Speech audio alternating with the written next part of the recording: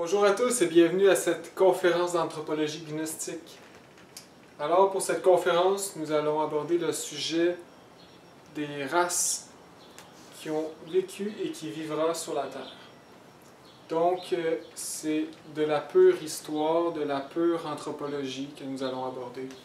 Notre véritable passé et nous allons détailler je vais essayer d'expliquer tout en un bref instant. Donc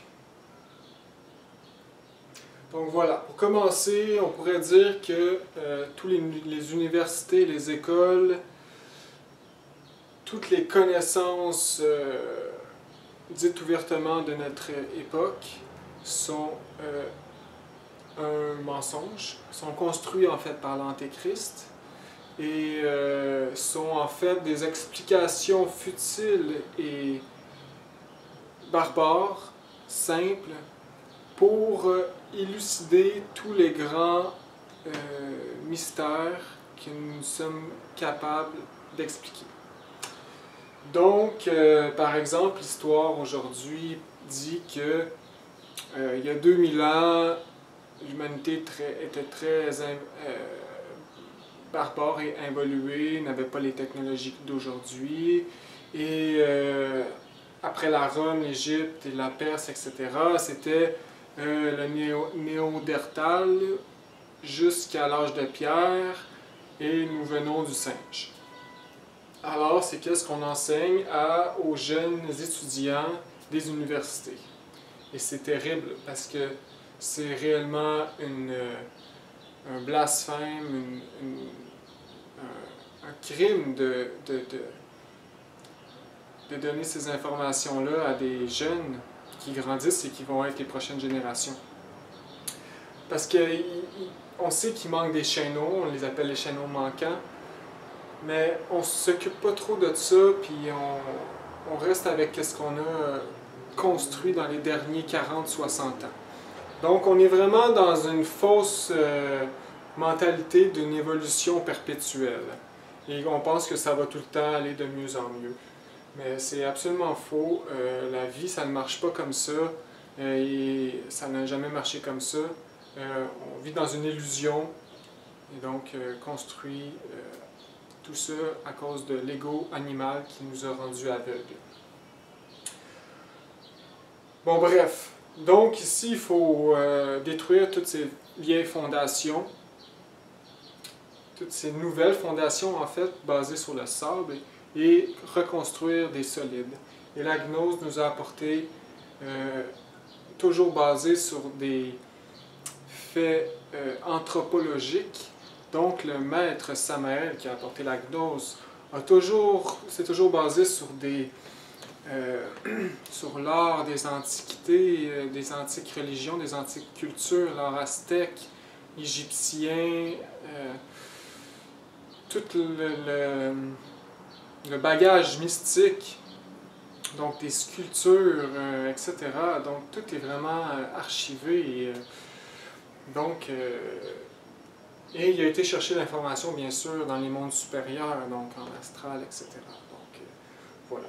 Et le but de toute cette connaissance, c'est bien sûr de s'éveiller, donc de travailler sur nous-mêmes afin de nous éveiller, de pouvoir sortir en astral et d'apprendre toutes ces belles choses de la gnose. Mais pour l'instant, on doit étudier qu'est-ce qu'on a à notre portée. Donc, je vais commencer cette conférence. Donc, une planète Terre et chaque planète a en fait doit porter 7 races. Et ces 7 races doivent... donc c'est de la naissance à la mort de la planète, si on veut. Donc ici, une création. Donc une création, premièrement, il y a l'absolu, qui est en haut de toute création, en haut de toutes les 7 dimensions. Donc c'est très abstrait pour notre intellectuel, mais l'absolu, et chaque création se résorbe à l'absolu, et chaque début de création ressort de l'absolu. Donc l'absolu est vraiment toujours abstrait et dur à expliquer, donc je ne vais pas expliquer ça. Si vous le voulez, le tarot Kabbale l'explique beaucoup. Donc ici, je vais lire juste une petite partie. Donc l'absolu est l'être de tous les êtres. Il est, ce qui a toujours été et ce qui sera toujours.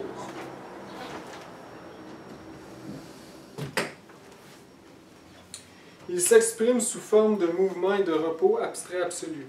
Il est la cause de l'esprit et de la matière, mais il n'est ni l'un ni l'autre. L'absolu est au-delà du mental. Le mental ne peut le comprendre, car nous devons sentir sa nature par l'intuition. Donc voilà. Et chaque création, on appelle ça dans les antiques cultures indiennes, je crois, un Mahamanvantara. Ceci est une création, ou un Mahakalpa. On va appeler ça. Donc ici, il y a un jour cosmique.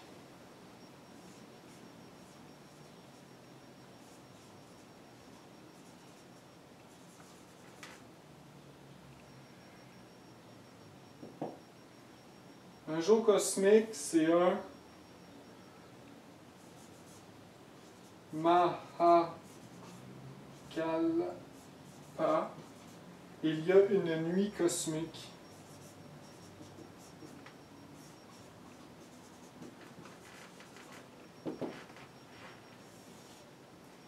Et on appelle la nuit cosmique un Mahapralaya.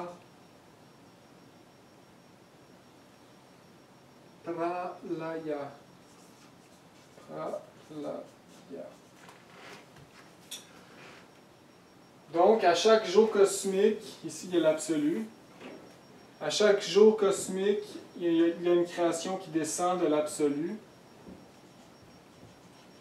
Et à chaque nuit cosmique, la création retourne à l'absolu.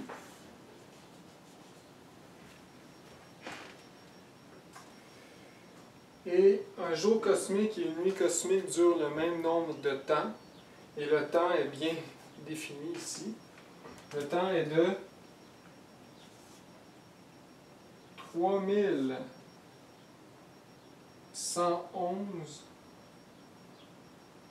311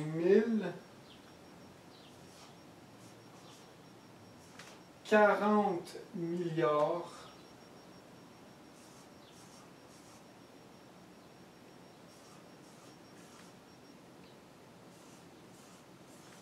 d'années. Donc 311 040 milliards d'années. Un jour cosmique et une nuit cosmique. Donc on peut dire que c'est la durée de vie d'une planète. Les 7 races doivent rentrer dans ce nombre de temps. Il doit y avoir une création, et chaque création sert à créer des fruits solaires. C'est comme un grand laboratoire qui essaie de créer des fruits solaires. Les fruits solaires, c'est en fait des hommes et des femmes qui s'autoréalisent, qui prennent une expérience dans cette création et qui apportent cette expérience-là à l'être et qui s'autoréalisent et de l'être fusionnent. Donc l'âme humaine fusionne à l'âme divine et de cette fusion retourne à l'absolu. Donc c'est une grande expérience et pour créer des fruits solaires. Donc les fruits solaires, en fait, c'est vous, moi et tous ceux qui essaient de s'autoréaliser comme ils le peuvent.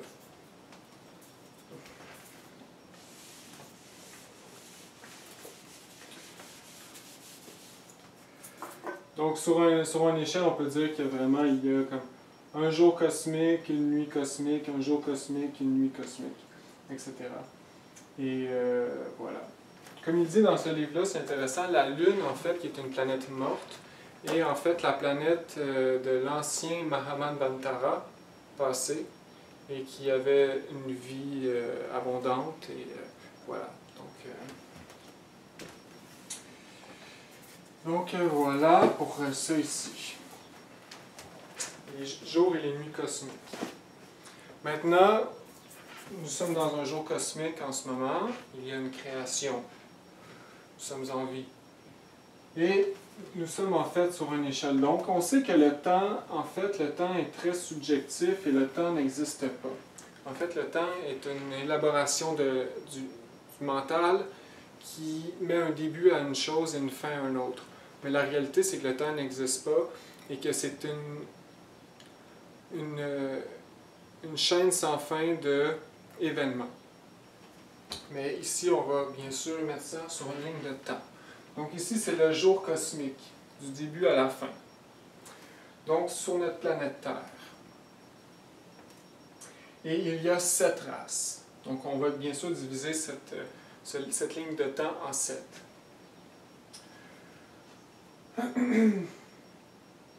Donc, il y a eu 7 races. Donc, on peut dire que la première race, ici, on va la mettre environ dans la ligne à peu près ici. La première race, c'est éteinte. Elle est née et c'est éteinte et est arrivée la deuxième race. Elle est née, c'est éteinte. Troisième race. Quatrième race. Cinquième. Essayez de placer ça comme il faut, là. Parce qu'il faut comprendre ici, j'essaie de vous expliquer que cinquième, elle va être ici, petit. 1, 2, 3, 1, 2, 3, 4,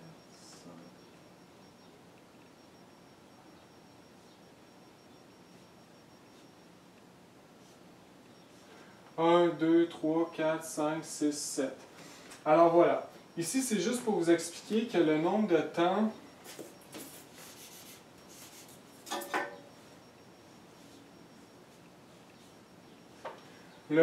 des premières races et des dernières races est plus long que les autres, qui sont toujours plus courts.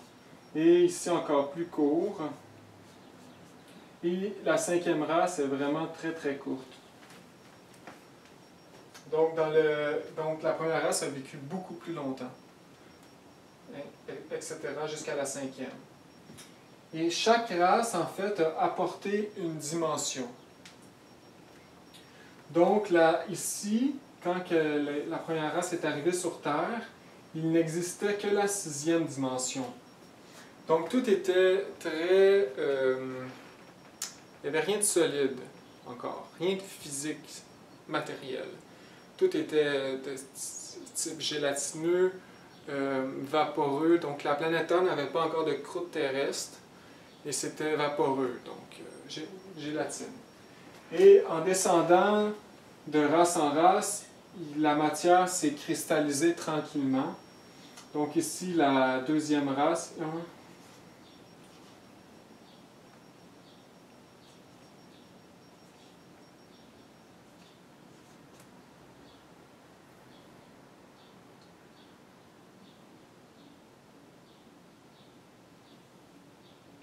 Et donc, cristalliser la 5e dimension, 4e dimension, 3e dimension, 4e dimension, 5e dimension, 6e, et retourne à l'absolu. Donc ici, un A pour absolu, on retourne à l'absolu dans la grande nuit cosmique. Donc ici, la matière était plus, plus subtile, et s'est cristallisée tranquillement dans le temps, jusqu'à son apogée qui est au milieu. Ici, donc, c'est là qu'il y a eu la plus grande lourdeur matérielle que la Terre a connue. Donc, une christification très dense. Aujourd'hui, on est rendu encore à la christification très dense et nous retournons tranquillement vers l'éthérique, donc vers la 4e dimension, qui est la 6e ici. Nous retournons ici. En ce moment, nous sommes la 5e race. Donc, c'est une grande roue. Par exemple, ici, c'est la 6D, 5D, 4D, 3D, absolu. Donc, on descend tranquillement ici. Première race, deuxième race, troisième race, quatrième, cinquième, sixième, septième. Donc, voilà. C'est une question de cristallisation de la matière. Et c'est comme ça que ça marche. Donc, et chaque humanité a eu bien sûr ses particularités propres.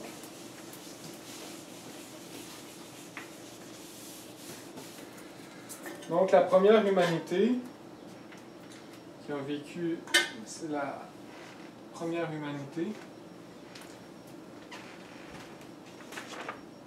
C'est la race protoplasmique.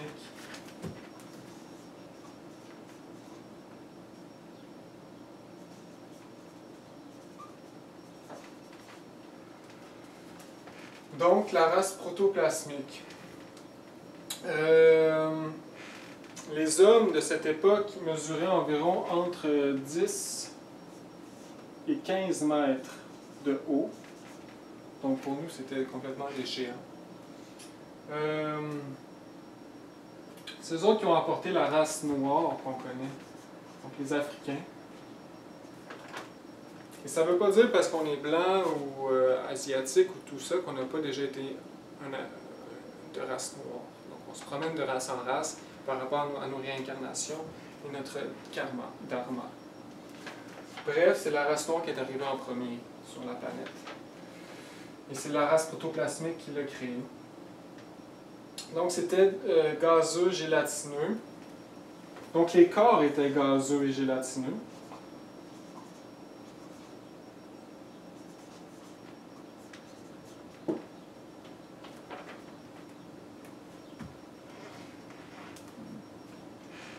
Et les corps étaient bien sûr éthériques. C'était en sixième dimension. Et donc, comme le maître Samael explique de cette race, il dit que, premièrement, c'était des anges, c'était paradisiaque, ils n'étaient pas sortis de l'Éden. Ah oui, leur moyen de reproduction. Ça, c'est important. Savoir tous les moyens de reproduction parce que ça a changé de... Donc, c'était des androgynes.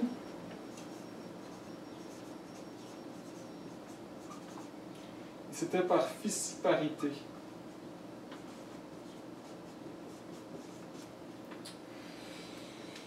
Donc voilà.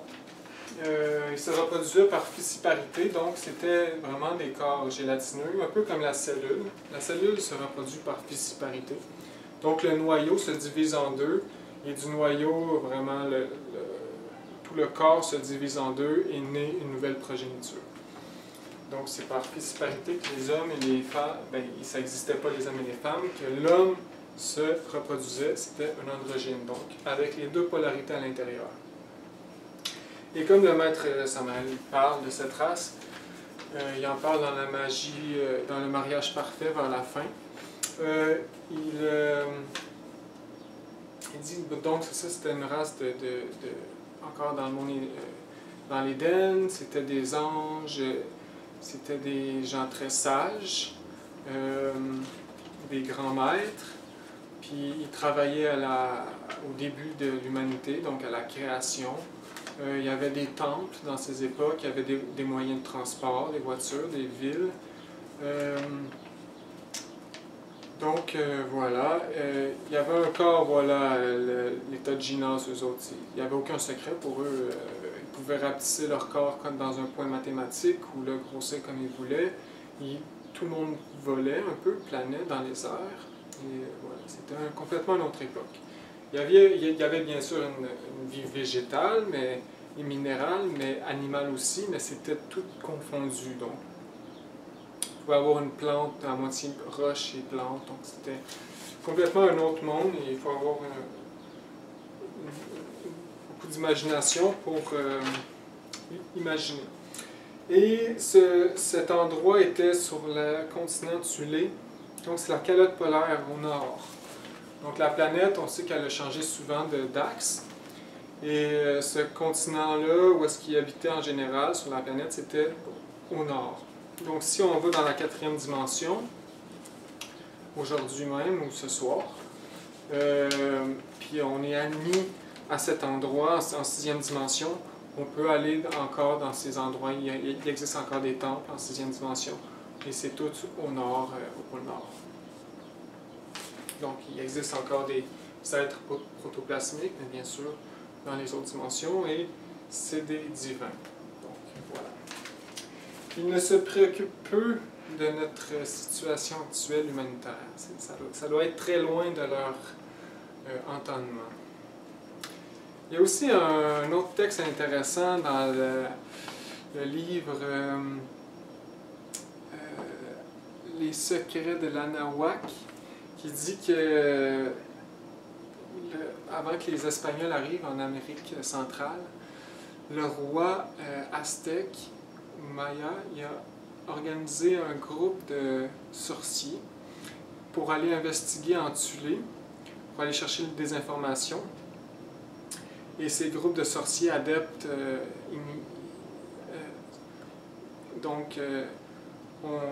sont transportés en quatrième dimension par les états de Ginas, la science Ginas, et a été voir dans ces places-là, puis il explique un peu. Donc c'est intéressant.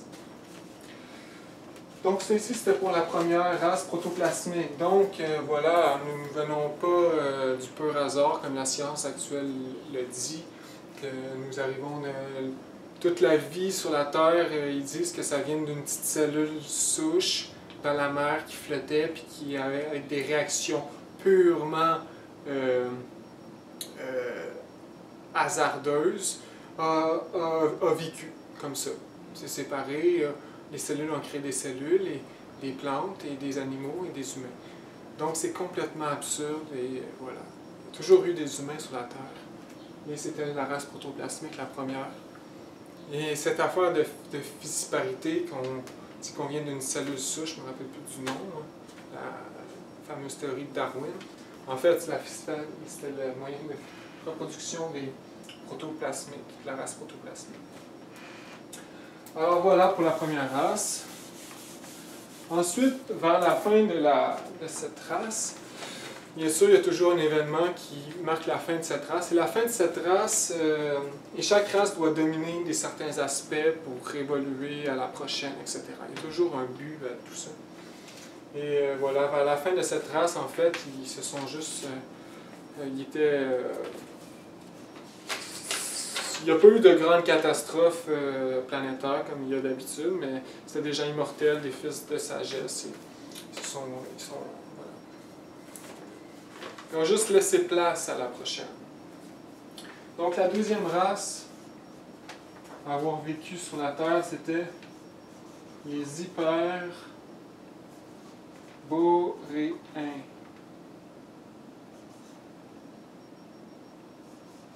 Hyperboréennes.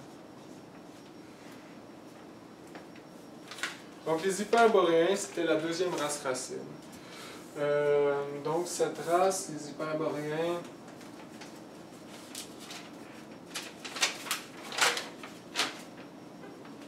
ils mesuraient environ de 8 à 10 mètres de haut. Ils ont créé la race blanche. La race blanche, comme on connaît, les Européens, Caucasiens. Il était aussi gélatineux. C'était moins dense, mais déjà plus que les protoplasmiques. Donc, gélatineux, mais dense.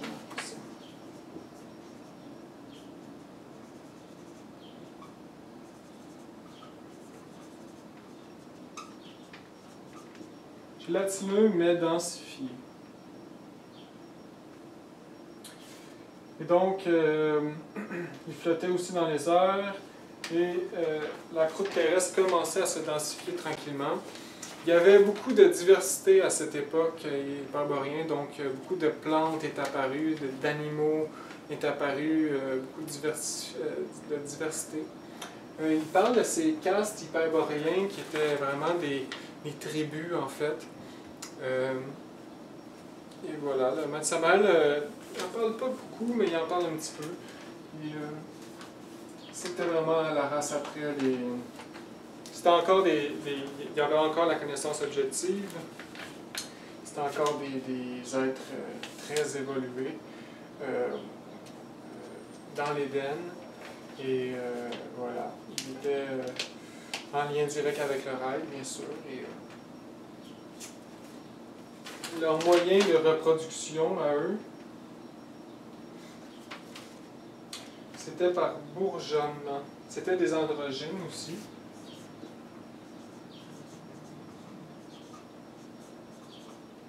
Et c'était par bourgeonnement.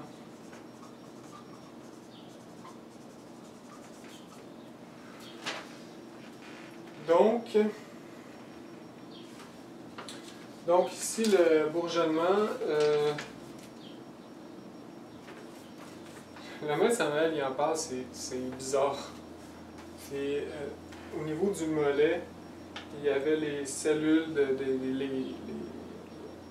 les embryons des nouveaux êtres qui allaient arriver avec des corps humains, qui étaient au niveau du mollet, puis quand ils étaient mûrs, ils se détachaient puis ils créaient un nouveau organisme humain. Un nouvel habitat pour une nouvelle âme. Donc, c'est comme ça qu'il se reproduisait. C'était androgyne aussi. Et voilà. Donc, à la fin, la race hyperboréenne s'est faite détruire par de violents ouragans.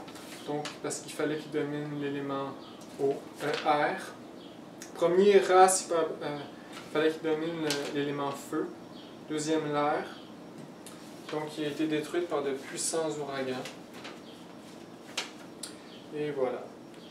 Et on peut imaginer les espèces immenses qu'on a dû avoir sur cette planète. Donc, des dinosaures, même avant les dinosaures qu'on peut trouver. Donc, ils ont laissé place à la troisième race. Il y a toujours une évolution. Hein? Donc, la troisième race, qui était les Lémuriens. Donc, les Lémuriens, le maître Samuel, déjà là, il en parle beaucoup plus.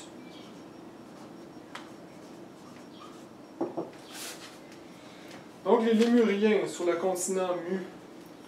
Les Hyperboréens, c'était au nord de l'Europe, qui était le point magnétique. La Lémurie était située sur un continent. Donc, ici, la croûte terrestre était, on peut dire, était tangible. Très mince, mais tangible. La matière était plus cristallisée, plus fortement.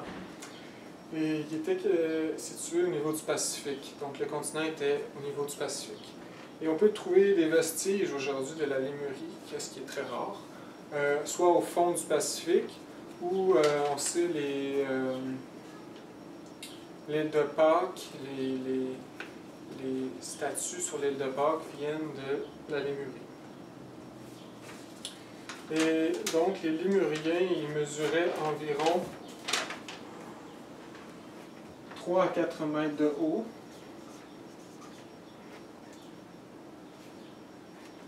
C'est eux autres qui ont créé la race jaune ou brun, comme on les appelle les jaunes, les Chinois. Donc, jaune. Brun, c'est une race qui existe sur la Terre, qui est plus rare. C'est les Amérindiens du Pacifique. Donc, les Indiens du Pacifique, comme les Australiens natifs. Donc, la race brun. Et donc, le corps était déjà plus dense, était plus en chair et en os, plus physique. Et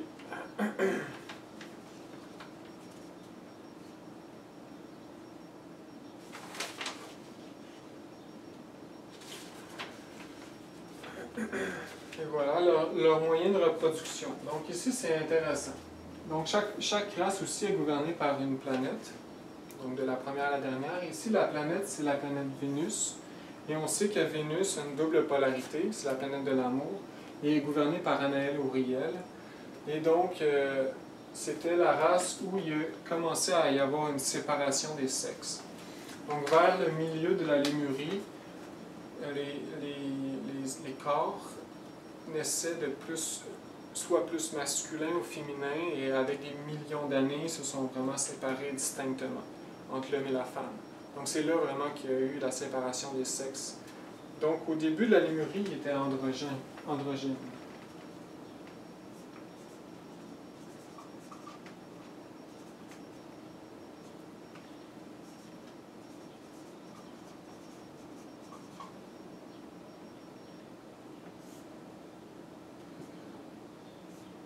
À la fin, il était, on peut dire, asexué. À la fin, il était, comment on va dire, être sexué, c'est ça qu'il dit? Être sexué. Donc, il y avait la séparation des sexes vers le milieu de la race lémurienne. Donc, au début, le moyen de reproduction, c'était par bourgeonnement, non, c'était pas par bourgeonnement, c'était par oviparité.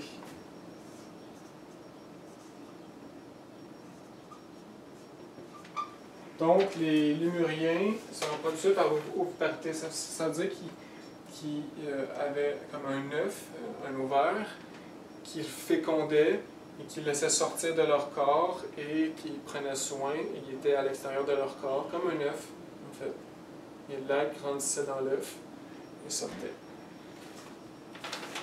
Et donc, vers la fin, c'était, vu que le sexe était séparé, c'était plus oviparité, c'était la femelle qui avait l'œuf, l'ovaire, et le mâle, le spermatozoïde, pour féconder l'œuf. Donc, on va dire par coopération sexuelle.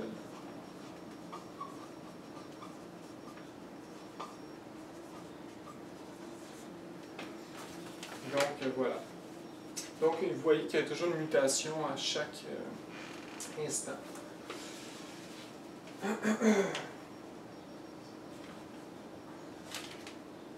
Et vers la fin, le continent s'est fait ensevelir par les eaux et s'est effondré. Il y a eu un grand cataclysme, sûrement à cause d'Hercolubus. Et voilà, le continent s'est affaissé. Et les Lémuriens ont laissé place à la 4e race. Donc ici, je vais revenir parce que la chute s'est passée ici. Il y a eu la chute de l'humanité d'Adam et Ève dans la Bible qui s'est passée en Lémurie. Je vais revenir à la fin pour ça ici.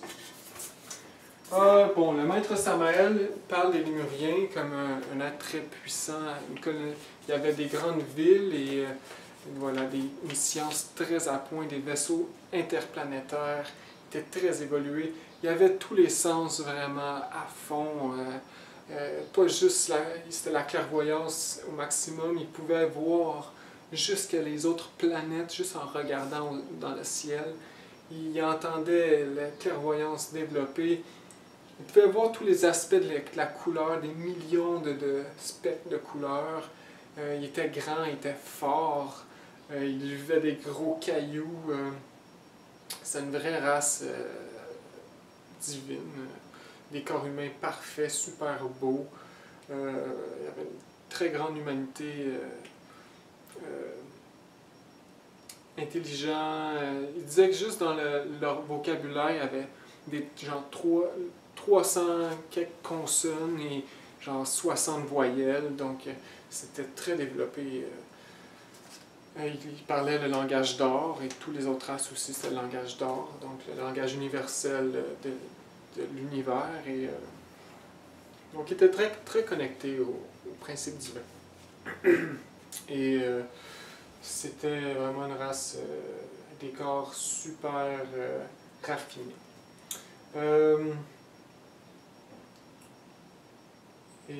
Voilà, donc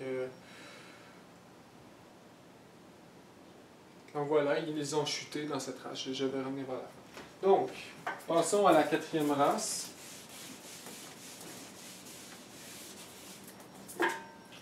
La 4e race, c'était les Atlantes. Comment c'est écrit, Atlante.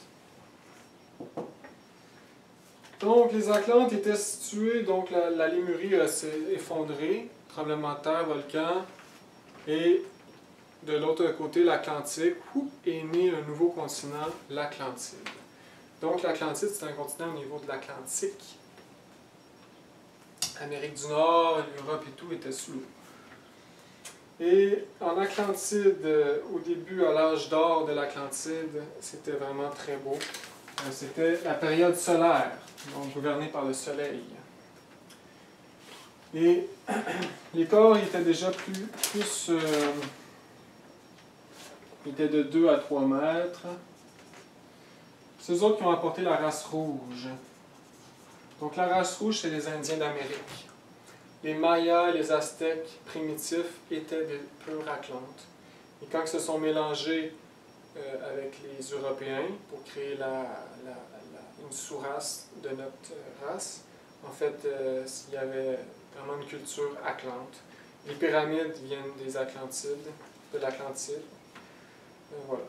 Donc, il y avait vraiment un corps physique de chair et d'os. Corps physique. Donc là, la physique.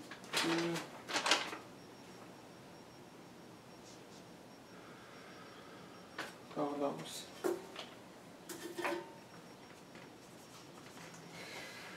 Donc voilà, la Terre était physique comme on la connaît aujourd'hui. La planète, donc c'est ça, il y avait la faune et la flore étaient très diversifiées. Tous les dinosaures qu'on peut trouver aujourd'hui viennent de l'époque Atlante.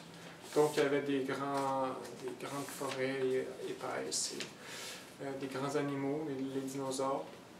On peut trouver aussi, ils ont trouvé aussi beaucoup d'artefacts dans des mines, comme des bols et des ustensiles dans des mines à plus de 2 km de profondeur. Il y a aussi beaucoup de vestiges dans l'Atlantide, dans l'Atlantique, des temples, des villes, des forêts, voilà, beaucoup de routes. Et bien sûr, c'est tout caché par les gouvernements, parce qu'on ne veut pas créer la confusion. Parce qu'on est accroché à la théorie de Darwin, qui nous satisfait. Donc, en Atlantide, en Atlantique, okay.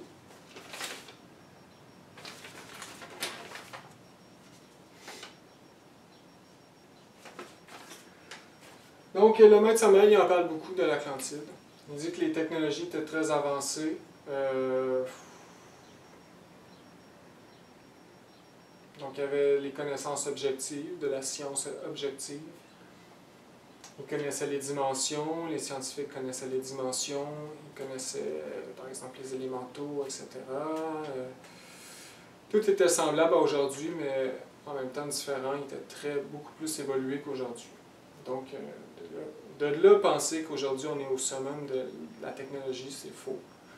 Les Atlantides, en Atlantide, ils nous ont surpassés. Là aussi, il y avait des vaisseaux interplanétaires. Il y allait sur d'autres planètes. Il y avait par exemple des machines à induction télépathique, donc qui peut induire des informations juste en mettant un casque et induire des informations. Il y avait par exemple des robots serviteurs avant la fin, que c'était des robots mécaniques, puis ils implantaient un élémento, donc un élémento de plantes ou d'animaux, pour le faire vivre. Donc c'était comme des marionnettes un peu intelligents. Et à la fin, il y avait des guerres de robots. Il y avait beaucoup de connaissances par rapport à l'énergie, bien sûr, sexuelle. Et vers la fin, il y a eu vraiment des ténébreux très forts. Et c'est de là vient aussi toute notre culture par rapport à la mystique, les magiciens, les boules de magie, de combat de magiciens, tous les trucs Donjons Dragons, toutes les affaires de jeux vidéo pour les jeunes, les épées de feu, tout ça. Ça vient tout pas mal de l'Atlantique. C'est toute une récurrence qu'on a en nous, dans notre âme, parce qu'on a tous eu des corps en Atlantide. Et donc, si on se rappellerait nos vies passées, on pourrait se rappeler de nos vies en Atlantide. Et voilà, il y a eu des grosses villes, il y avait des machines, des petites manettes pour lever des poids lourds, pour faire des grosses constructions, comme des pyramides. Comme la pyramide en Égypte, elle a été construite vers la fin par un groupe de scientifiques. Puis en fait, les pyramides égyptiennes, c'était des observatoires pour observer le ciel. C'était comme des télescopes d'aujourd'hui. Ils installaient la pyramide et ils mettaient au fond un bassin d'eau et par leur clairvoyance, ils pouvaient observer les étoiles en regardant l'eau. Et voilà, il y a beaucoup de vestiges qui nous restent de l'Atlante. Et toute notre technologie, on peut dire que c'est une genre de récurrence Atlante aussi, parce qu'il était très technologique. Mais vers la fin, les ténébreux étaient puissants et il y a eu beaucoup de mal vers la fin. Et donc, Hercolubus est arrivé, comme il va arriver ici, et arrêter cette race, la détruire, marquer une fin. Et de cette race est arrivée notre race, donc la 5e. Donc, il se reproduisait, comme on se reproduit par coopération sexuelle. Au début, les corps Atlantes dans l'âge d'or, on dit qu'il y avait des bronchies, parce que c'était très humide, l'air était chaud et humide, et ils ont développé des bronchies, mais vers la fin, il n'y en avait plus. C'était rendu plus comme sec, comme aujourd'hui. Et donc voilà, ils ont passé les 4 âges, et à l'âge de fer, c'était ténébreux, et tout s'est détruit. Et l'âge de Noé, en fait, qui est l'histoire du début de notre race et de la fin de la race Atlante. Donc l'âge de Noé, qui était un maître qui avait comme mission de créer le noyau de la nouvelle race, et qui s'est enfui dans le plateau himalayen avec les élus. Et voilà, le déluge est arrivé, a tout détruit. Les autres sont restés cachés dans le plateau. Et de là, ils ont créé notre race. Je parle dans une conférence sur Hercolubus des races racines de notre race. Donc notre race, c'est la 5e, et c'est la race Aria. Ou Arien.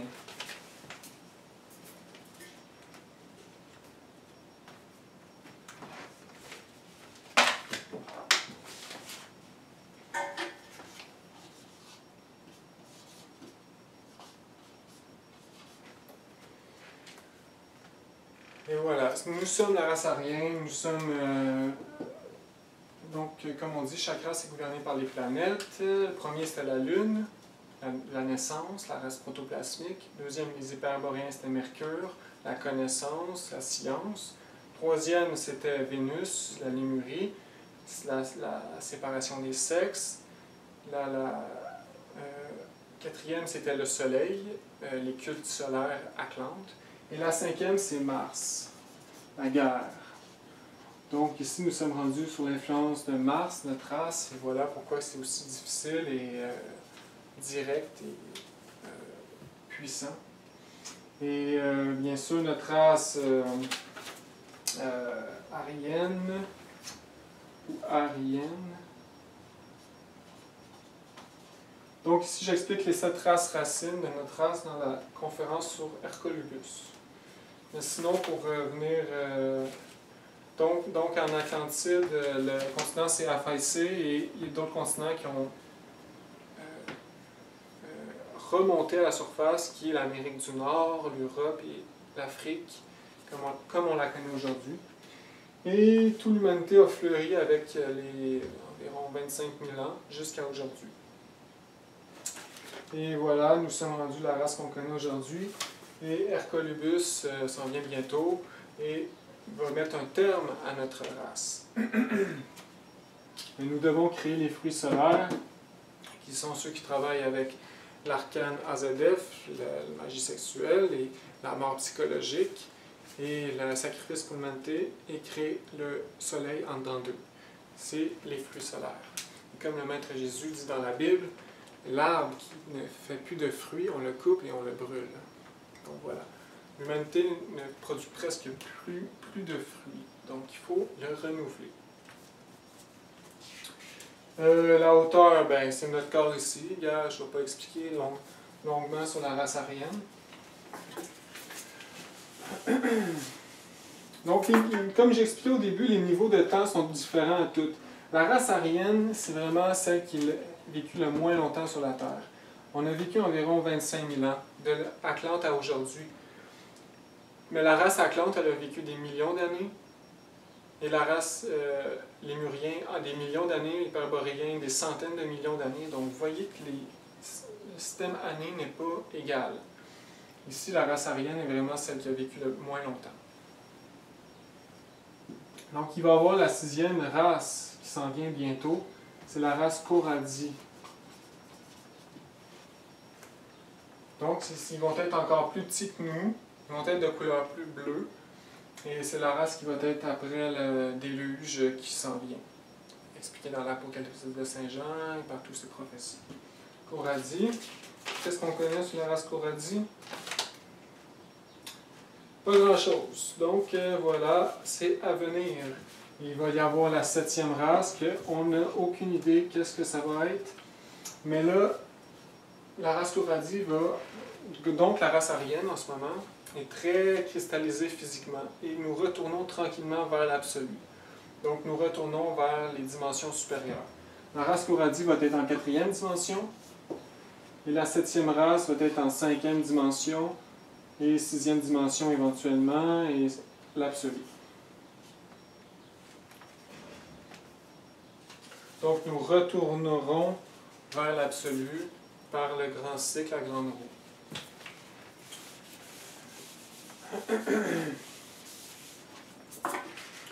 Alors voilà pour ceci.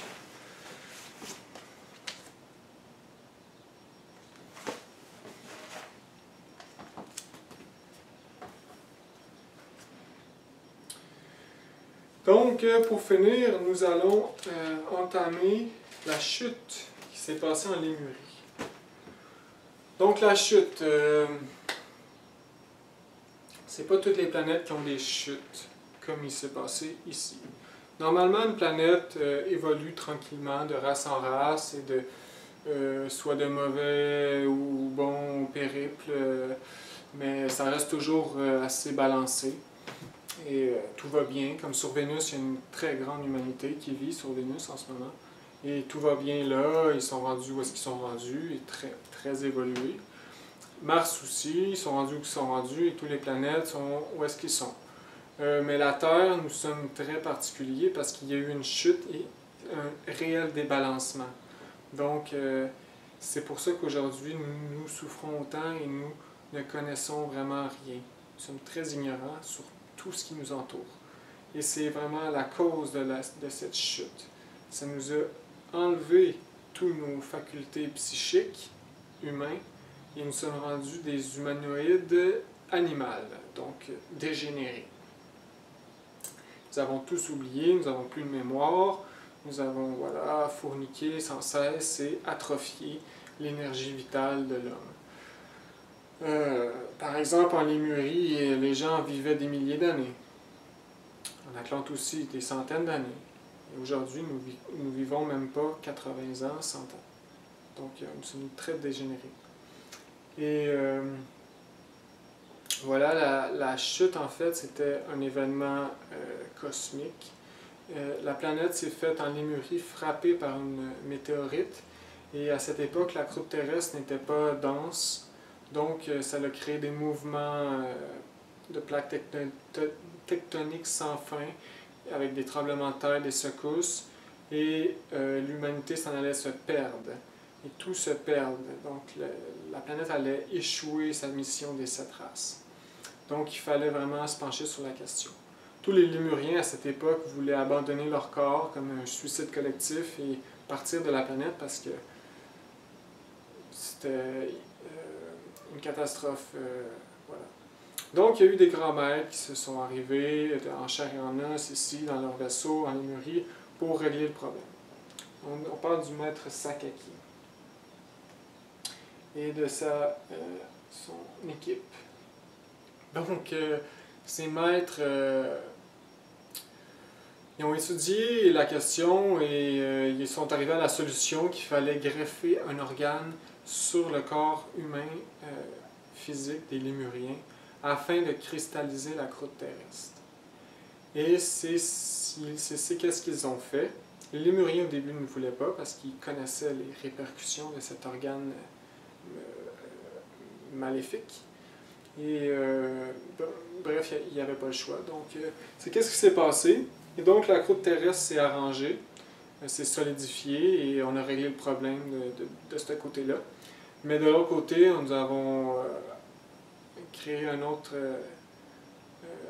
problème qui est devenu plus grave, en fait.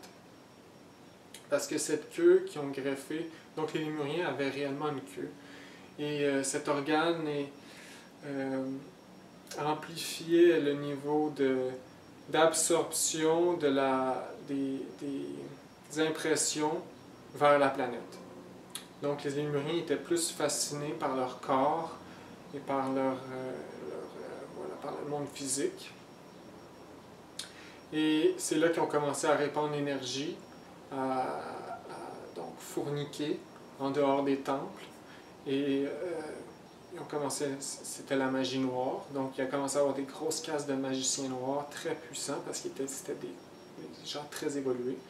Donc c'était de la grosse magie noire comme on peut l'imaginer. Et voilà, eux autres, ils étaient dans leur... ils ont en fait sombré solidement. Et l'ange Sakaki et tout ça, il était supposé de revenir et d'enrayer la queue et pour que tout redevienne normal, mais ils sont arrivés trop tard. Et donc, ils ont enrayé la queue, mais il était trop tard. L'effet a été vraiment incrusté dans la psyché des humains de cette époque. Et donc, ça s'est aggravé jusqu'à aujourd'hui. Et donc, la queue a créé l'ego, en fait. L'ego animal, c'est qu'est-ce qui a créé l'ego. Donc, l'énergie sexuelle, en descendant vers le bas, a créé la queue et créé l'ego. Donc, les égos se multiplient. Et comme on sait, les égos, c'est incrusté à l'âme.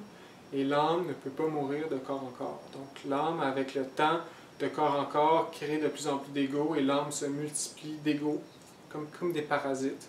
Et aujourd'hui, nous sommes remplis d'égos, des grappes d'égos qui sont pris à notre âme, et c'est qu'est-ce que nous sommes. Nous sommes des âmes égoïques. Structures moléculaires égoïques qui sont incrustées en nous, comme une maladie, comme une lèpre. Et voilà.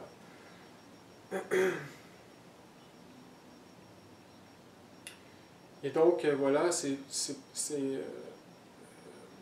en fait, c'est que tous les êtres vivants sur la Terre servent comme, on peut dire, un système digestif à la planète.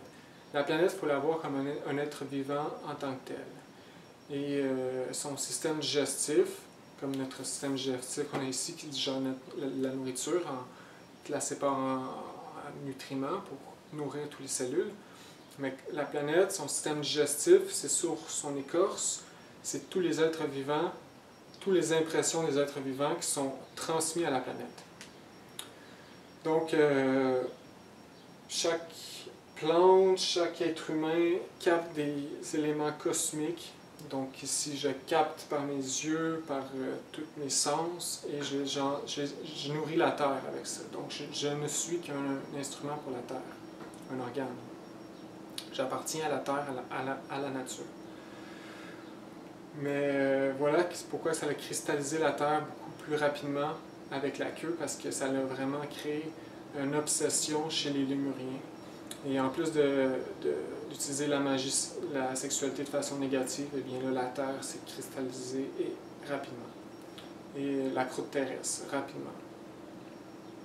Il parle de ça dans le livre, je vais donner des liens en bas. Et c'est toujours intéressant, ça fait partie de notre histoire. Et voilà. Donc aujourd'hui, maintenant qu'on a la gnose, aussi je pourrais dire que donc en Lémurie, l'humanité était presque perdue. Tout le monde était rendu ténébreux et voilà. Donc il y a eu un autre maître qui est arrivé puis qui a créé une école pour guérir tous ces âmes qui veulent s'auto-guérir. Et c'est la gnose en fait. Les 3 facteurs de la révolution de la conscience pour éveiller la conscience.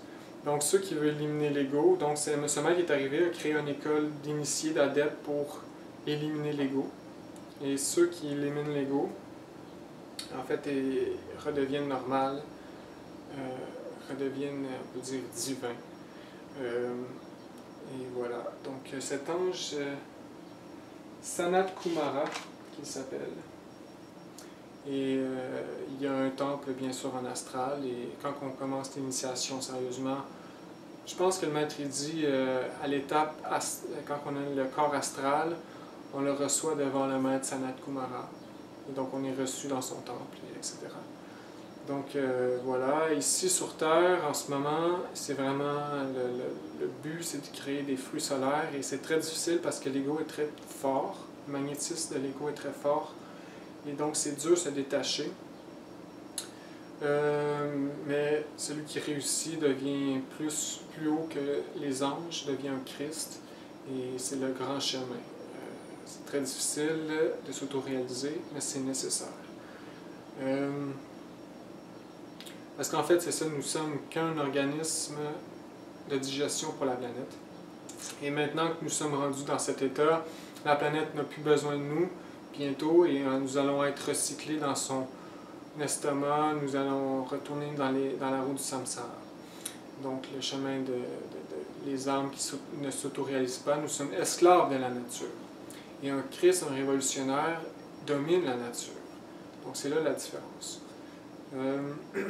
Bon, je vais arrêter de parler et j'espère que ça vous a éclairé. Je vais laisser quelques liens en dessous parce que c'est toujours plus facile en lisant du maître parce que c'est dur à expliquer tout ça. Mais j'espère que c'est ça, je vous ai éclairé. L'histoire de l'humanité est beaucoup plus complexe, comme vous pouvez le voir, que qu'est-ce qu'on explique aujourd'hui.